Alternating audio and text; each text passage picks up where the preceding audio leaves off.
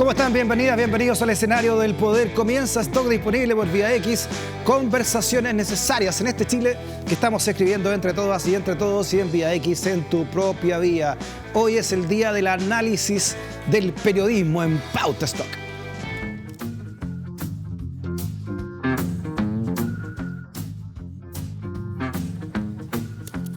Ya estamos listos para conversar de lo que ha sido la agenda setting. Así nos gusta llamar a los periodistas agenda noticiosa, la setting. Lo que está en la mesa finalmente. Juan Diego Montalva, desde El Mostrador, Más Política, su columna de los domingos. Así es. Fin de semana, domingo, sábado, domingo. Sí, ¿no? se lleva a los suscriptores, se llega el sábado, esa elite de suscriptores, que es gratuito además, no es necesario pagar. Pero, sí, o sea, uno se inscribe. Se suscribe, te llega el sábado en la mañana y el domingo lo publicamos en El Mostrador. Muy bien, ahí está, El Mostrador. Todos vamos a sacar algunas cosas que usted escribió este domingo también para este análisis de Pauta Stock, don Darío Quiroga, desde 32 minutos también. Yo lo leo los sábados, por supuesto, suscriptor del Mostrador desde siempre. Por supuesto. Yo me voy a Muchas suscribir gracias, también para leer los sábados, yo leo el domingo. Muchas gracias. Pero Muy mal. Me voy a suscribir. Muy mal. Muy mal, pésimo. Sí. En el caso de 32 minutos, bueno, tú sabes que ayer hicimos el estreno de 32 minutos Prime, déjame decirlo, si nunca sí, pero por supuesto, aprovecha. Claro, entonces dejamos el día a día y nos concentramos. Ayer tuvimos con tres invitados. Con Alejandra Matus. Con Alejandra Matus, 32 minutos los lunes a las 9 de la noche. En realidad queda subido como podcast en YouTube, en Spotify, así que la gente lo ve durante la semana. ¿Quién eran los invitados? Ayer estuvimos con el ministro Luis Cordero. Mira, ahí el lugar. Fueron ahí presencialmente con Sergio Vitar, exministro, y con Pancho Vidal, presidente del directorio de TVN. Tuvieron buenas conversaciones. Estuvo menos cargado la concerta, después mirando el escenario, pero estuvo interesante. Entero concerta. Pero estuvo Cordero es muy joven para hacer concierto. No, pero habría sido. Habría sido, claro. Es un espíritu, es algo que se vive. Oye, un espíritu que está de vuelta, así claro, que es lo que se hay lleva. varias cosas que están regresando. ¿Te has dado cuenta? Ahora volvió la Iglesia Católica. El Chomalino. Pero claro. No, hay mucha actividad. Después de 10 años de ostracismo, capaz que la conferencia episcopal empieza a decir algunas cosas. Claro, la democracia cristiana, vicepresidente de la Cámara de Diputados. No, está bien. Y no, en cualquier momento hay un remake. En cualquier momento no puede entrar Iron Maiden de nuevo, chicos. Claro. Sí, lo que falta ahora es que la expresidenta Bachelet vaya por su tercer periodo y lo gane de nuevo a Evelyn Matei en segunda vuelta. Imagínate, estamos de vuelta. 30 años no son nada que febril la mirada. Bueno, para muchos volvió a la concertación 2.4. El presidente, o sea, después de los negros. Para mucha gente mal pensada, por supuesto, y esas bromas que se hacen, ¿no? Son bromas de stock. Sí. Ya. Oye, Vitar le tiró muchas flores ayer a Boric. ¿Cómo vivieron ustedes desde sus respectivos puestos de trabajo todo lo que ha pasado con esta cuestión del matapaco? Que a todo esto lo hablaba con Tamara, nuestra editora, y el presidente se metió solo en este juego. Sí, eso es lo peor. Se metió, ni le preguntaron, y él solito dijo lo del matapaco. Y este perro aquel, que no quiero ni nombrar. Yo creo que él se mete en este bosque, esos bosques, a mí me parece buena esa analogía, ¿no? De meterte en un bosque y que el martes además vuelve, que en esa entrevista que le hacen la gente de radio en La Moneda, y él vuelve a explicar de nuevo, ¿me entiendes? Entonces, y después Winter de nuevo explica. Winter, que el escudero hasta el altura ya es el mejor amigo, un amigo fiel. Siempre hay que tener un amigo fiel. Siempre hay que tener un amigo. Sí, el tema es que, yo creo que lo que tú dices, que podría ser como lo accesorio, es casi lo fundamental. Porque una cosa es que no te tocó otra alternativa, que en algún minuto te pillaron. Entonces, ahí en vivo está, qué sé yo, no sé, entre Matamala, Rincón, Fredstock, todos preguntándole por el Matapaca. Nadie le había preguntado. No, nada. Y eso, ahí hay una pulsión. Entonces, hablando de concertación, un fantasma recorre el Palacio de la Moneda, el fantasma de la concertación. Sí, no, yo creo que comete un error muy importante, porque es un error estúpido, digamos, muy chico, pero es simbólico. Y lo simbólico a veces es difícil calcularlo respecto a lo otro. Y hubo algunas reacciones del entorno, de la tribu. Porque mira, yo no sé si en realidad eso hace que bajen la academia. Yo creo que ahí hay un juego también de intenciones. Pongámonos serios. Pero hay una cosa que quizás cuando a ti te llaman y votaste por el presidente Boric y estás todavía con el gobierno, puedes seguir diciendo a la academia, sí, soy adherente al gobierno. Pero la intensidad, la falta de afecto, de cariño, de amor por un símbolo que de alguna manera, además, es un escupitajo absolutamente absurdo, porque además Gabriel Boric tiene que darse cuenta que la razón por la que está en la presidencia es fundamentalmente porque hubo un estallido social. Entonces, cuando tú de alguna manera desconoces esa propia trayectoria y los elementos de contexto, y en la pasada, a nivel simbólico, basureas a tu tribu, eso a la larga te puede pasar la factura, que no va a tener que ver probablemente ni con la adhesión ciudadana, ni siquiera con la envergadura que cuando él salga de la moneda va a tener como un político con gran futuro para las próximas 3 o 4 décadas. Oye, escuchemos la defensa de Winter, ¿no? Que hace del presidente de la República. ¿Qué representa el negro Matapaco? El asunto central es que se le llama negro. Eso no es un nombre, es una descripción, porque era un perro negro. Representa una ciudadanía que se sentía sin nombre frente a la República, sin derecho, viviendo en la periferia con una República que solo se acordaba de ellos cuando se atrasaban en un crédito bancario. Esa República que va al hospital y el médico le dice: te tienes que operar mañana, esto es urgente. Y al día siguiente se entera que van a esperar 5 años en el mismo hospital para darle la operación. Esa ciudadanía se sintió identificado con ese símbolo. Sin embargo, eso no quita que yo entienda que el jefe de Estado debe distanciarse de un símbolo cuyo nombre es ofensivo para una institución que él hoy día además dirige como superior jerárquico. Por lo tanto, comprendo que el presidente de la República, en tanto jefe de Estado, se aleje de esa palabra. Claro, el problema acá es que expuso a mucha gente de su sector. Sí. Incluso al círculo cercano, ¿no? Que sí se habían sacado la foto de la polera cuando esto era un símbolo de otra cosa, no más allá del nombre puntual, no, pero ya, de lo que representaba. Lo que fue, ¿no?, muy patético, no sé si patético, pero triste, cuando ya empezás a buscar la imagen, que en el computador había una imagen de un perro Matapaco. Encima, un clásico. No, y además o sea, como que al menos saca el sticker. No, pero se lo merecía. No, pero se lo merecía, porque sí, está diciendo ahora, que yo nunca festiné, nunca, jamás en mi vida, ¿no? Y tenía un sticker en la... No, si es que no se sostiene. No, pero yo creo que de verdad que además, yo creo que desde el punto de vista político, si uno hace un análisis, yo creo que ahí hay una profunda levedad que yo creo que hay que denunciarla, porque ¿cómo tú no vas a tener desde esa posición de jefe de Estado, jefe de gobierno, una comprensión además de los hechos históricos? Inclusive, o sea, además que pareciera una cosa media hipócrita lo que hace con el negro Matapaco, además falta comprensión. Podría efectivamente incluso él no haber tenido ninguna cercanía con ese símbolo, pero puede entenderlo en un contexto. O alguien piensa que ese símbolo en realidad era poco menos la punta de lanza del maltrato a obra carabinero. Sí. No, tiene mucho más que ver incluso con una sociedad animalista, o sea, el quiltro como figura, de alguna manera que se va desde el Washington en Condorito al negro Matapaco, hay un espíritu que de alguna manera se mantiene. Yo creo que ahí falta comprensión. Hay una compulsión en la manera de hacer política de Gabriel Boric desde la diputación hacia adelante, de usar cierto aire maquiavélico donde a su juicio el fin puede justificar los medios, ¿no? Al firmar, por ejemplo, ese noviembre, esta carta de compromiso, claro, el 15 de noviembre, y él ponerse en primera línea, él pasó por encima de su propio partido político, sí, y de mucha gente, en razón de un fin. Entonces ahí el fin justificó los medios. Pero ahí fue hábil. No, sí, da lo mismo. No estoy diciendo que hay una pulsión que es histórica, sí, ya a esta altura, ¿no? Totalmente. Y ahora con esto del Matapaco, del perro, ahora, en ese sentido, pasa lo mismo, recogiendo, ¿no?, lo tuyo, yo creo, yo en eso tengo... de hecho, estaba conversando. Yo le encuentro mérito a esa capacidad que ha tenido Boric, porque Boric finalmente ha sido él mismo, ¿no? Cuando uno lo criticó, o sea, las críticas que había en el movimiento juvenil o el movimiento de ex estudiantes universitarios, y él es el único que firma, es un tipo que toma decisiones de estómago, ¿me entendés? De guata, ¿me entendés? Como... cuando sale a explicarlo al Matapaco, cuando se pica con Luxich y le dice que no es más Craig, más Luxich, que también es un cacho gigante en que se mete y que no sabe explicar, pero es finalmente está siendo muy él. ¿Cuál es el cuestionamiento? ¿Cuál es lo grave de esto? Que él no es no es una coalición, no es un gobierno, es él.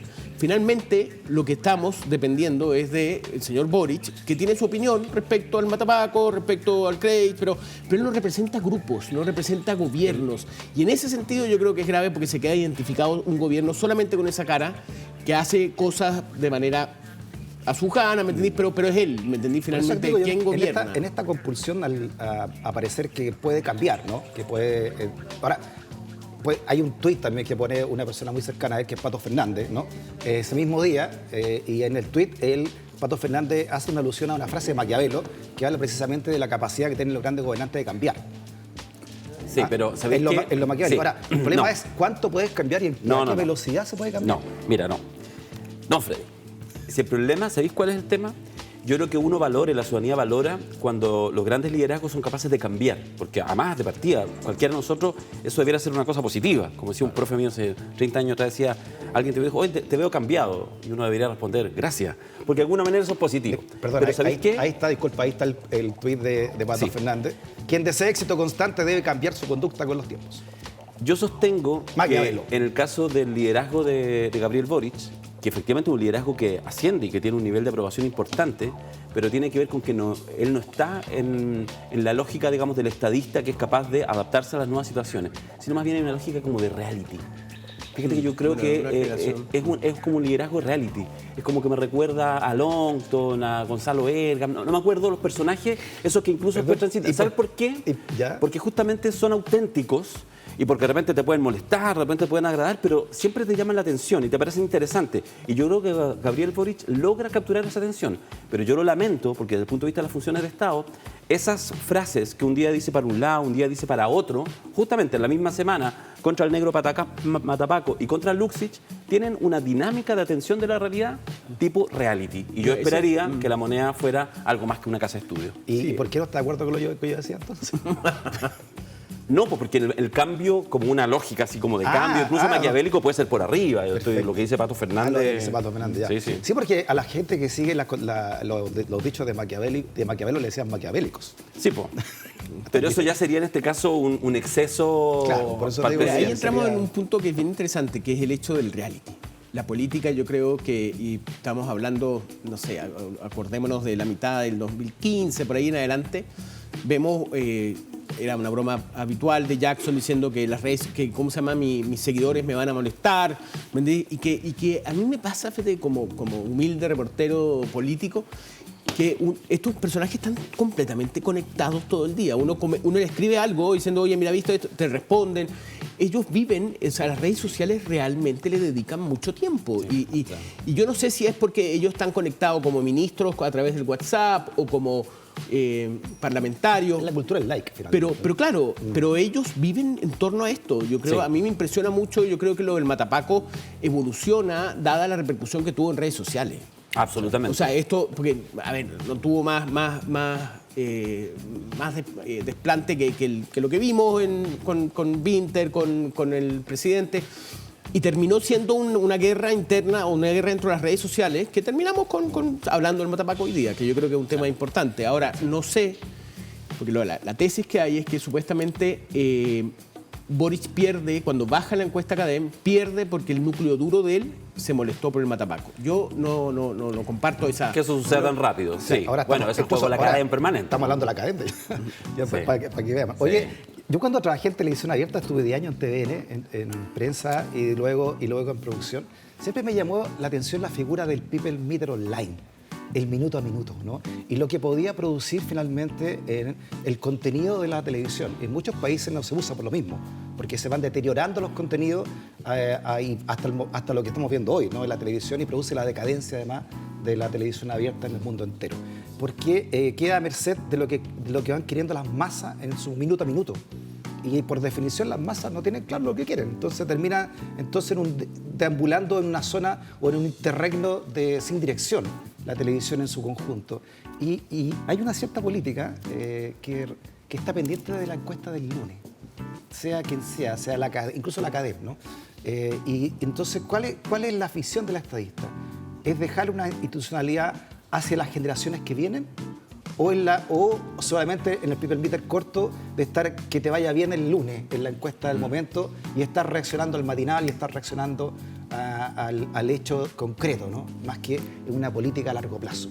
Y en eso creo que se está perdiendo este gobierno, porque este es un gobierno de izquierda, no es un gobierno de centro-izquierda nomás. Ahora, como dicen algunos ahora, socialdemócratas, como dice el gente incluso el Frente Amplio, ¿no? Entonces, ¿hacia dónde va y qué va a dejar este gobierno, de acuerdo a todo lo que lo hemos mirado, incluyendo un posible convenio con SQM nuevamente por el litio?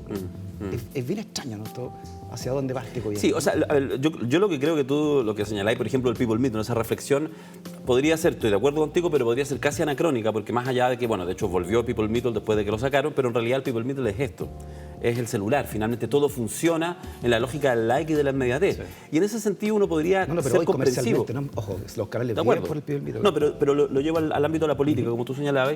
Yo creo que el ámbito de la política podría ser una virtud, y en algún sentido lo es también, la capacidad de conectar incluso con las sensaciones, con las emociones del minuto.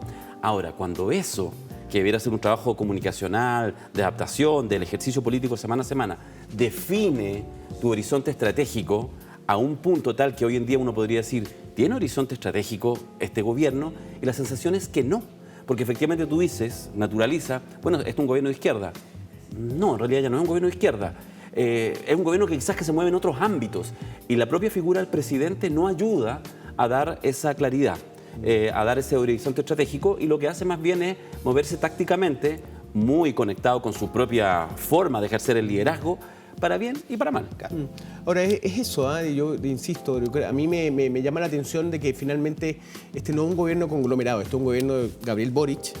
Es él. Sí. Uno no sabe, o sea, sabemos que él es Convergencia Social, pero no sabemos dónde, ¿me entiende? Él no habla como militante, él habla como persona natural, ¿no? Sí. Y eso es bastante llamativo, porque durante mucho tiempo, o sea, si nos vamos a Elwin, donde Elwin representaba a la DC, después Lagos representaba a la izquierda, el PPD, ¿me entendés? Bachelet también representaba, ¿me entendés? Un movimiento, un grupo. Él dijo, acuérdate, Juan Diego, ojalá nosotros seamos recordados como Patricio Elwin, ¿no? Y luego muy poco de asumir. Claro. Y después en el funeral de Sebastián Piñera señala, fuimos más allá de lo justo y necesario con Sebastián Piñera, y todavía hay causas de derechos humanos abiertas. Hay más de 400 personas que perdieron su ojo, jóvenes, y 2 de ellos ciegos completamente. Entonces, ¿cuál es la sensibilidad ahí entonces? ¿Hacia dónde va? ¿No? ¿Hasta dónde se puede llegar con ese...? Porque ¿está manejando un buque o está manejando una lancha? Mira, si el tema... A ver, lo que tú dices es una descripción válida, puedo estar de acuerdo. Lo que quiero decir es que yo detrás de eso me parecería más respetable si detrás de eso hubiera, insisto, un horizonte estratégico. Es decir, el presidente llega, toma una decisión y entonces transita directamente porque no sé, porque ahora lo piensa distinto, etc. Pero la sensación es que esto más bien tiene que ver con mucha improvisación, con mucha emotividad en la figura del presidente. De él. O sea, la dinámica de las relaciones, por ejemplo, con Israel, está medido por una convicción personal que trasunta, que exuda. Entonces, eso cuando se suma en muchas materias, hace que en realidad desde el punto de vista de la gobernanza tú digas, uy, parece que en realidad ya no vamos a tener la figura de un gobierno que más o menos con todos los problemas y que siempre se corre a un lado de moderación porque el ejercicio de gobernar lo exige, sino que más bien anda como a los bandazos, casi como estados de ánimo. Y eso a mí lo que me parece más complejo, más que pueda amarillar el presidente, que me haría... Una decisión de él, finalmente. Exactamente. Si fuera una decisión de coalición, pero aquí no veo coalición de gobierno. Exacto. No veo, ¿me entiendes? O sea, ¿cuál es el rol entonces de los ministros, no? Los ministros finalmente se generan un vínculo con él. No hay un vínculo de coalición, ¿me entiendes? O sea, yo creo que, bueno, y se ha demostrado varias oportunidades, como Carolina Toá es de una lealtad con él impresionante, pero se trabaja en torno a la figura de él, no a la figura de un proyecto político con mirado a largo plazo, ¿me entiendes? Bueno, quizás estén haciendo el peronismo chileno, entonces. Bueno, perdona. El borichismo. El borichismo. Que no implica que no haya cosas súper buenas que rescatar del gobierno. Sí, eso es lo que voy. Pero el fondo es como que en realidad tú no tienes claridad cuál es la carta de navegación de un gobierno. Y no estoy haciendo un comentario sobre ideologizado, estoy pidiendo, digamos, coherencia en el ejercicio de gobernar. Sigamos con la pauta stock. Por supuesto, titular, ¿no? Que tiene que ver con una noticia que nos impacta, pero mucho, ¿no? Lo que pasa en Putre, ¿no? Y dice que CESFAM de Putre confirma que Ejército llevó fallecido al conscripto Vargas al centro asistencial. Fíjate que en sesión extraordinaria del Consejo Municipal de Putre, el director del CESFAM, Aldo Rivera, sostuvo que el conscripto fue trasladado en una camioneta ya sin signos vitales llegó. Y esto contradice la versión militar que señalaba que se había estabilizado el conscripto y fue trasladado en una ambulancia. Él no llegó estabilizado, sino que, según esta información, habría llegado en estas condiciones. Escuchemos al director del CESFAM y lo conversamos en Pauta Stock. Que venía trasladado por intermedio de un vehículo militar, ¿ya? Paciente que llega sin previo aviso, ¿ya? Se constata que esta persona venía sin signos vitales después de 6 ciclos de atención, 6 ciclos de reanimación cardiopulmonar el médico de turno, ¿ya? Procede a declarar el fallecimiento del conscripto. Además surgen interrogantes con la autopsia, el deceso de Franco Vargas. Aquí sigue generando interrogantes, añade la tercera, ¿no? Que su madre insiste en que la autopsia habría sido intervenida por un funcionario militar, aunque desde el Servicio Médico Legal lo descartaron, pero pese a esto el joven de 18 años falleció estando bajo custodia del Estado y durante dicho proceso no se aplicaron los estándares internacionales para casos de tortura frente a este joven que ahí estamos viendo, un niño, ¿no?, de 18 años que muere en estas circunstancias, Juan Diego. Sí, no, bueno, a mí me parece que este caso sabemos que la vida militar no es muy... es bastante dura, ¿no? Pero a mí me parece que este caso en sí, a mí me tocó ser Antuco, que fue realmente dramático, ¿no? Antuco, porque también empezamos con muchas versiones. Cheire era comandante en jefe del ejército en ese momento, ¿se acuerdan? Y ahora ocurre lo mismo, ¿no? Que esta dicotomía entre lo que dice el ejército, lo que dice el CEFAM, y yo creo que de esas casualidades de la vida, yo creo que el caso llega en un momento que se está discutiendo la justicia militar, justamente en el uso de la fuerza, ¿no? Esta ley que se está discutiendo en el Parlamento, en donde hay algunos, y a mí me llama mucho la atención que gente de amarillos y demócratas está a favor de que estos casos, del uso de la fuerza, vayan a justicia militar en el caso de Carabineros y Policía de Investigaciones. Entonces, este caso trae a colación una cuestión bastante compleja y que yo creo que se ha discutido bastante livianamente, que es el tema de que la justicia militar se haga cargo de todos los casos que involucran a miembros de Carabineros, de Investigaciones y Ahora, este caso debería supuestamente caer dentro de la justicia militar. Porque son incumbentes, además. Claro, y además, pero la pregunta es, esta señora, esta madre del niño que dice que hay una cantidad de irregularidades, ¿la justicia militar va a acoger esas críticas? A lo que voy, yo creo que es un muy buen momento también para ver con un caso específico, en un caso concreto, lo que ocurre en la justicia militar. Sobre el caso de Franco en particular, las declaraciones que acabas de mostrar, Freddy, son claves. Estas declaraciones son de ahora, del CEFAM, y desmienten la versión inicial del ejército. O sea, para que estemos claros, porque efectivamente incluso hay una autopsia del Servicio Médico Legal y ahora se mandató hacer una segunda autopsia, porque se hizo sin de alguna manera unos protocolos, unos procedimientos especiales cuando hay riesgo de tortura, que no es mirarlo solamente por encima, porque tú realmente no veo moretones. Perfecto, no implica que no haya habido algún tipo de tortura o de premio ilegítimo. Entonces tienen otros estándares. Entonces ahora se va a hacer una segunda autopsia.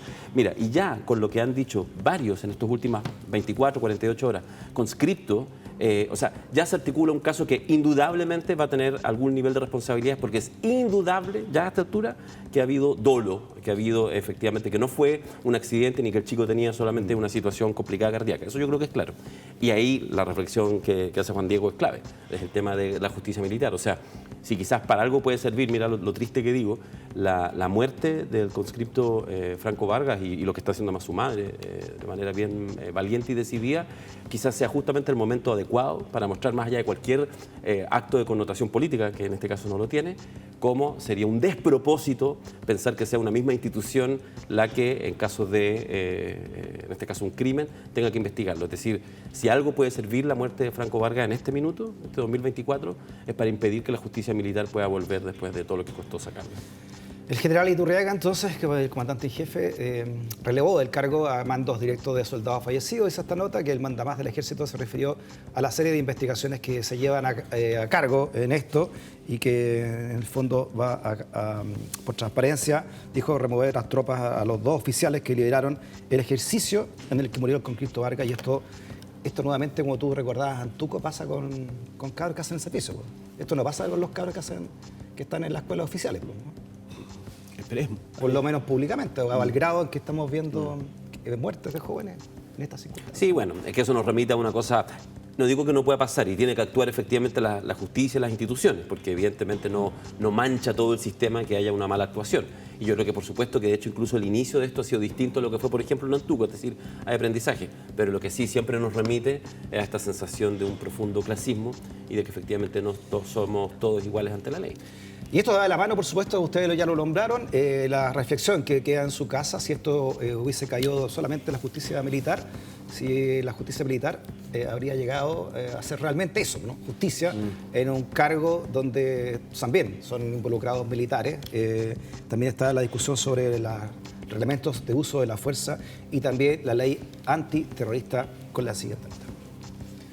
Oposición insiste en avanzar en la justicia militar, da mayor tranquilidad y garantía, señala, no es que todos los fiscales o que toda la justicia tenga un sesgo, pero claramente hay persecutores que operan con cierta animadversión, advierten desde el Partido Republicanos y en la Renovación Nacional defienden la idea de que las fuerzas de orden y seguridad puedan actuar sin estar pensando en qué va a pasar, qué fiscal van a tener mañana. Estas son las voces que ya desde el Senado también, estuvo acá en el Senado, quiere volver a reponer el regreso de la justicia militar para casos de daños civiles. Sí, no, a mí me parece de verdad uno que estuvo vivo. Que estemos discutiendo esto. Sí, a mí de verdad me choqueó. Yo tuve que volver a leer. ¿Me entendí? Como para entender. Me pasó lo mismo. Ñuñoa, ¿me entendés? El diputado de amarillo diciendo, un diputado amarillo que era democristiano. Además, citando a Elwin de una manera completamente descontextualizada. Joanet, sí. Diciendo que yo no podía creer, ¿me entiendes?, que volvamos a la justicia militar, ¿no? Es como, realmente fue un déjà vu no muy agradable. Como te digo, yo lo tuve que leer 2 veces para entender de que de verdad estábamos discutiendo esto. Yo no sé cómo va a estar esa discusión a nivel de Parlamento. Creo que hoy día, esta semana, han bajado bastante la temperatura respecto a este tema, al tema del uso de la fuerza, y creo que puede haber más diálogo, porque la verdad que la semana pasada nos dejaron bastante desconcertados con este tema. Sí, una voz importante que salió también a hablar de esto es Mariana Elwin, también de Amarillos, ex demócrata cristiana, y también hija del presidente Elwin, donde señala esta nota de ADN que golpea la mesa de la directiva de Amarillos tras votar a favor sobre justicia militar, y este es un punto que me parece grave. Dice la exministra, retrucó el sufragio del timonel y diputado Andrés Joanet respecto del tema, citando incluso un documento de su padre, el expresidente Patricio Elwin, sobre la justicia militar, que no podía estar a cargo de civiles involucrados, ¿no?, como ha ocurrido en estos casos. Mira, yo diría al respecto lo siguiente. Uno tiene derecho a ser de ultraderecha y tener una agenda de ultraderecha. La hay, es bien reconocible. Lo que uno esperaría es que no haya tanto idiota suelto que, sin ser de ultraderecha, se supone, lleve agüita a ese molino. ¿Por qué lo digo? Porque ellos saben que la justicia militar van a perder esa moción, pero van a estar a punto, como estuvieron 72-71 en la Cámara de Diputados. La van a perder. Y ese es el juego habitual que más le interesa y en el cual más gana la ultraderecha. Es decir, se pierde y con eso ellos después van a poder inundar las redes sociales con videos, con fake, etcétera, diciendo en los próximos meses, de aquí a las próximas 2 elecciones, diciendo, mira, si hubiera justicia militar no habría muerto ni un carabinero, si hubiera justicia militar no habría delincuencia en las poblaciones. Ese es el juego de la mentira permanente de la ultraderecha, pero insisto, eso es un juego conocido, uno ya de alguna manera esperable, de los Bolsonaro, los Milei, de los Trump, pero uno esperaría que no hubiera tanto idiota suelto de supuestamente una derecha democrática, o incluso algunos que se autodenominan de centro, siguiendo ese patrón tan obvio y repugnante. Usted nos dice idiota en el sentido griego, una palabra, ¿no? Sí, idiota. Fuera de la polis. Muy metido en sí mismo. Exactamente. Muy metido en el idios sí. Y no pensando en el resto. Pensando solamente en la cadena del y en su próxima elección. Muy bien. Oye, y esto obviamente se da en el contexto del asesinato de 3 carabineros, toda esta sensibilidad de la forma en que se está discutiendo esto, con el apuro, lo han dicho los parlamentarios también, de que se ha hecho el populismo penal también que puede caber en todo esto a raíz de este crimen en Cañete. Y tú sacaste un análisis este domingo respecto de eso, Juan Diego Montalva, donde planteas tus 2 interrogantes sobre lo que ha sido este triple asesinato. Uno, aquí está de mi patria en la moneda, tu columna, deja ya, 2 me llamaron la atención, dos puntos que tú pones en esta nota para que me las comentes, Juan Diego. Uno, ¿por qué los carabineros se bajan del habitáculo que era blindado, ¿no? Que era blindado, ¿no? ¿Por qué se bajan del auto? Y segundo, ¿por qué se conduce 5 kilómetros con los cuerpos en una zona altamente militarizada, ¿no? Son dos de las interrogantes que me acuerdo yo de tu columna, ¿no? Sí, hay muchísimas interrogantes, y en eso yo hablo de la tesis de la bandera falsa, una tesis que me explicaron que es, y esta es una persona que la verdad sabe mucho de este tema, me explicaba que hay actos, y en este caso ocurre, que intentan ser de un origen pero que es falso. ¿Me entiendes? Entonces, es como que haces todo para que todo el mundo crea que esto es de este movimiento que lo está haciendo, pero no, son gente completamente distinta. A lo que voy, por ejemplo, y no lo sabemos, pero que puede hacer reivindicación mapuche, se vende como reivindicación mapuche, pero finalmente es crimen organizado al más puro estilo, ¿me entiendes? Y en eso las interrogantes, y eso es lo que genera mucho desconcierto a nivel de las autoridades y de las policías, que es, esto es tiene vínculos con el movimiento mapuche o esperemos y busquemos conclusiones. Ahí hay varias cosas muy extrañas de este caso, o sea, que son a mí me parecen terribles la historia. Es muy, a mí me impresionó porque son 3 carabineros que se bajan, que le quitan los chalecos antibales y les disparan de atrás a la cabeza y al torso. Que y después también con UCI ellos, claro, venían altamente armados. le quitan las UCI y con esas UCI los matan. Y después los suben a la parte de atrás de la camioneta, que era lo que yo no tenía claro, yo no entendía cómo aparecieron después, y se van 5 kilómetros, con lo cual toman gran distancia de lo que es el lugar de los hechos. No hay casquillos, no hay, ¿me entiendes? Era difícil ver cómo había ocurrido este episodio. Y dejan la camioneta y le prenden fuego, ¿no? Entonces, tiene elementos, ¿me entiendes?, que no son, como me lo explicaba una persona que sabe de este caso, me decía, mira, en el caso Lusinger Mackay, es dramático, ¿no? Mueren dos personas, los dueños, la esposa, pero me dice, pero el objetivo que tenía el movimiento o ese grupo era quemar la casa. Obviamente, esto no es culpa para nada, no. Y es terrible la historia igual, ¿me entiendes? Terminan los dueños de casa muertos, ¿me entiendes?, en este incendio. Pero el objetivo no era matarlos. Entonces, esto como que hace un upgrade, como que tiene otro nivel, que es, yo quiero matar a esta persona. ¿Entendés? Entonces van y matan a sangre fría completamente. ¿Y tus fuentes, qué te dicen tus fuentes de por qué se bajaron del habitáculo? ¿Por qué se No, bajaron en de eso la cabina? no tengo mucha claridad y ahí hay un gran elemento que es que ellos van supuestamente a ver que una persona que tiene detención domiciliaria, que esté en el lugar, ¿no? Lo que se llaman las medidas precautorias, y al parecer él estaba, es testigo, no es testigo, ha cambiado mucho su versión. Como que hay muchas cosas, yo creo que todavía faltan muchas dudas, ¿no?, que ha generado. Ahora, insisto, a mí me parece dramático lo que ocurrió, me parece una muy mala noticia, y a todo esto, si quieren agregarle más confusiones, que justamente se produce días antes de la formalización del general director de Carabineros. ¿Y qué reflexión te parece todo esto, tío? Nada, que efectivamente sería una cosa inédita si hubiera algo reivindicativo. De hecho, ya salió uno de los grupos más importantes a señalar hace varios días atrás que ellos no tenían nada que ver, y además con una declaración muy contundente repudiando ese tipo de cosas, porque además eso no es parte, con todo lo que uno pueda estar de acuerdo o en desacuerdo, con la manera en que se mueven los grupos armados mapuche. Eso es más raro también. Ese ¿Comunicado? Sí, me han dicho que es muy extraño, que nunca se han... O sea, no hay... Como que no es habitual de dónde viene el comunicado, la gente no confía mucho de ese comunicado. Ahora entiendo lo que tú dices, yo también lo tomé en cuenta cuando escribía, de que hay gente que ya está tomando distancia, o grupos de estos grupos violentistas que están tomando distancia del En esa zona está todo cruzado, ¿no? Las reivindicaciones mapuche, narcotráfico, robo de madera, en fin, ¿no? Es bien interesante esto, lo conversamos también la semana pasada, esto de las consecuencias, como se naturaliza, consecuencias que me parecen medias absurdas respecto como a este tipo de crimen. Es decir, justamente el crimen es rarísimo por todos los elementos que señalaba recién Juan Diego, y por lo tanto, como uno dice, entonces necesitamos aún más cosas para Carabineros, la RUF, etcétera, cuando, a ver, por el momento, tenían auto blindado, tenían armamento, etcétera. Pero no cumplieron, por las razones que sean, no lo sabemos, ese protocolo. Entonces, en vez de investigar eso, que podría justamente ser peor el remedio que la enfermedad. Hay una legislación que les permite usar las armas de fuego, sí, si hay una fuerza también de armas de fuego. Bueno, ese es otro punto, que supuestamente debería haber sido acompañado por la Armada.